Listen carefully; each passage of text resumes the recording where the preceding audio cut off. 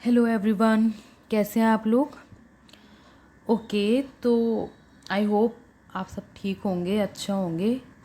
देखिए, कोरोना के केसेस काफ़ी बढ़ रहे हैं, तो आप सब सेफ रहिए, मास्क लगा के रहिए।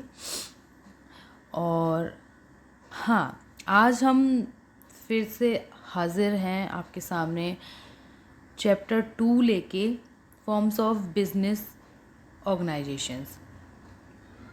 फर्स्ट चैप्टर हम कंप्लीट कर चुके हैं। अगर आपको फर्स्ट चैप्टर से रिलेटेड कोई भी क्वेरी है तो आप मुझे कमेंट सेक्शन में पूछ सकते हैं, और अगर आप चाहते हैं कि मैं फ़र्स्ट चैप्टर का रिवीजन लेकर आऊँ तो भी आप मुझे कमेंट सेक्शन में बता सकते हैं। चलिए स्टार्ट करते हैं अपना second chapter, forms of business organisations. देखिए, बिजनेस ऑर्गेनाइजेशंस आपको पता है, बिजनेस आपको पता है, हम फर्स्ट चैप्टर से पढ़ के आ चुके हैं कि एक एक्टिविटी होती है, बिजनेस एक एक्टिविटी होती है या प्रोसेस होती है जिसके अंदर हम बाइंग एंड सेलिंग सर्विसेज मतलब buying and selling goods and services का करते हैं। ठीक है, तो basically in terms of money. तो ये हमारा बिजनेस का डेफिनेशन है सिंपल वर्ड्स में। ओके, तो आज हम उनके फॉर्म्स पढ़ेंगे। A business enterprise is an organization which is engaged in some business or commercial activities.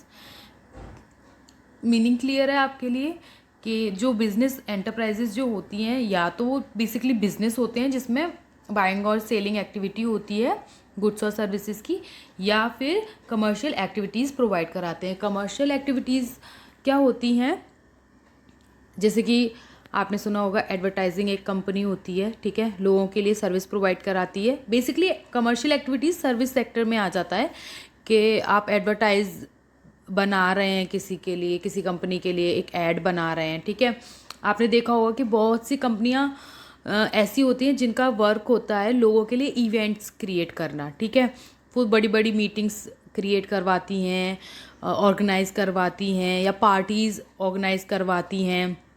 एक छोटा सा एग्जांपल देना चाहूँगी मैं कमर्शियल एक्टिविटीज़ का। जैसे कि आपने वो मूवी देखी है बैंड बाजा बारात, उसमें वो लोग क्या करते हैं, शादी के फंक्शंस करवाते हैं वो लोग।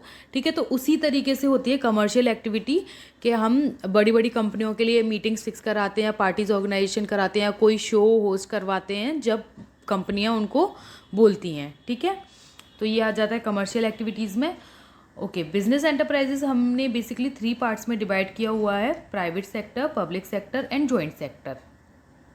आज की इस वीडियो में हम बेसिकली बस एक इंट्रोडक्शन पढ़ रहे हैं, उसके अंदर का पूरा डेफिनेशन हम नेक्स्ट वीडियो में कवर करेंगे।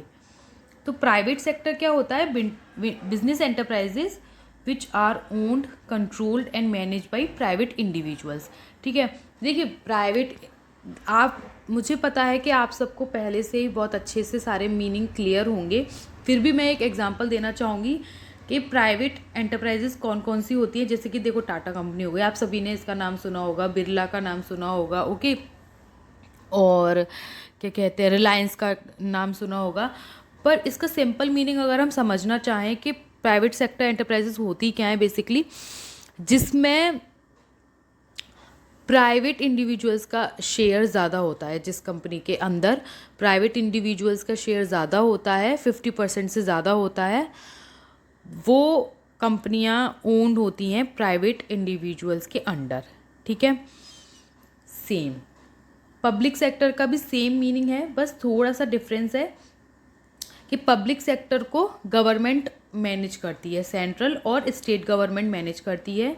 जैसे कि सेल हो गया, steel authority of India limited, या गेल हो गया, gas authority of India limited, या LIC हो गया, या रेलवे हो गया, ये सब पब्लिक सेक्टर में आता है। ठीक है, पब्लिक सेक्टर में क्या होगा अब कि गवर्नमेंट का शेयर ज़्यादा होगा, 50% से ज़्यादा होगा। इन्वेस्ट तो उसमें प्राइवेट सेक्टर ने भी किया होगा, लेकिन शेयर किसका ज़्यादा है, वो ओन्ड किसके अंडर में है, गवर्नमेंट के अंदर, क्योंकि 50% से ज़्यादा शेयर किसके पास है, गवर्नमेंट के पास है।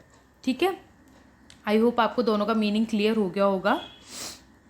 थर्ड है जॉइंट सेक्टर। ठीक है। जॉइंट सेक्टर नाम से ही आपको समझ में आ रहा है कि एक ऐसी बिजनेस एंटरप्राइज जिसमें दोनों का कंट्रोल होता है, पब्लिक का भी प्राइवेट का भी, ठीक है। दोनों के ही 50-50% शेयर्स होते हैं इसके अंदर, वो दोनों ही इसको मैनेज करके चलती हैं। बस होता क्या है कि जो डे टू डे एक्टिविटी होती है वो प्राइवेट सेक्टर देखता है, और जो भी सुपरविज़न या फिर डिसीजन के काम होते हैं वो गवर्नमेंट देखती है, ठीक है, जॉइंट सेक्टर के अंदर। तो जॉइंट सेक्टर का एग्जांपल जैसे कि मारुति उद्योग हो गया या कोचिन रिफाइनरी हो गया, ये जो एंटरप्राइजेज हैं ये जॉइंट सेक्टर्स में आती हैं, ठीक है। तो आज की इस वीडियो में मैंने बस एक छोटा सा इंट्रो रखा है सेकंड पार्ट का, सेकंड चैप्टर का। तो कल की हम नेक्स्ट वीडियो में इस चैप्टर को आगे कंटिन्यू करेंगे और इसको और अच्छे से समझेंगे। तब तक के लिए आप अपना ध्यान रखिए, इस वीडियो को लाइक कीजिए, मेरे चैनल को सब्सक्राइब कीजिए एग्ज़ाम्स की तैयारी, क्योंकि यहाँ पे मैं आपको 11th and 12th class commerce के बिजनेस स्टडीज़ एंड इकोनॉमिक्स के वीडियोस प्रोवाइड कराती हूँ।